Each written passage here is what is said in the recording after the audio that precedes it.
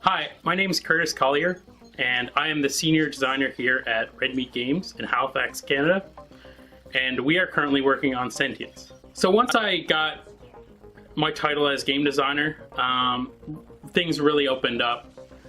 I was more in charge of the full-fledged design of games, talking with the clients and working out how games worked and how they should feel, and working with the artists and programmers to kind of create that vision as a team, you know, taking guidance from their disciplines and my discipline and trying to make the best running, visual, and fun game we could make. Luckily, through some connections, got the job here at Red Meat Games at the beginning of 2018, and I've been here since. And that brings us up to now when we're working on their first big multiplayer PC game with Sentience. It's been quite a ride so far. If I was to describe Sentience in my own words, I would describe it as a hide-and-seek game that takes place in a post-apocalyptic cyberpunk universe. We had a baseline idea of, you know, one team trying to hide in the environment amongst the AI, and the other team trying to find them and take them out before they could escape or complete their mission. Building the world around these two different teams and the gameplay that came with it was an interesting task that, I mean, myself and the whole team kind of had to mold into what Sentience is today. The biggest hurdle was we proved the concept as a single player game, so trying to figure out how this game would work as a multiplayer where one team has to look the same. We had to figure out how we could allow the player to do this while keeping the gameplay as hide and go seek, where you're hiding in plain sight. That along, and then with the customization, we talked about free to play.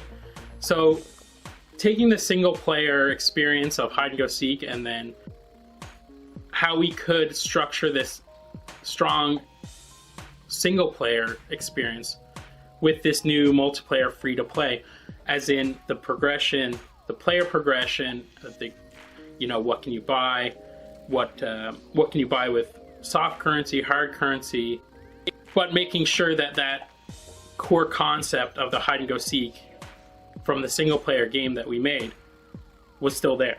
So as like from the design side, it was kind of taking all these theories that we learned about free to play on some of our other projects and other games that we've been playing, and kind of figuring out how we could fit all those things together to make Sentience a strong free-to-play title, even though it didn't start that way, or at least conceptually didn't start that way.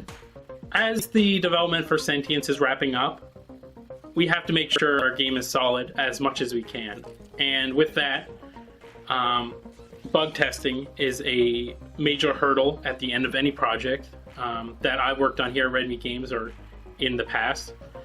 And it's not so much just like figuring out how the game's broken or you can break the game.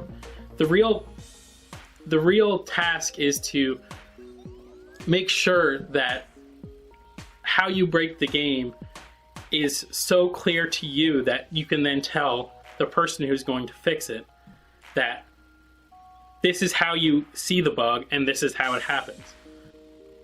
It's an important process, because if you don't see the bug, that doesn't mean someone won't when the game comes out. So you really need to put the game through the ringer at the end of the project, and you know, having a good solid base of how to log bugs and, you know, being as helpful as you can to the person that has to fix it is probably the most important thing.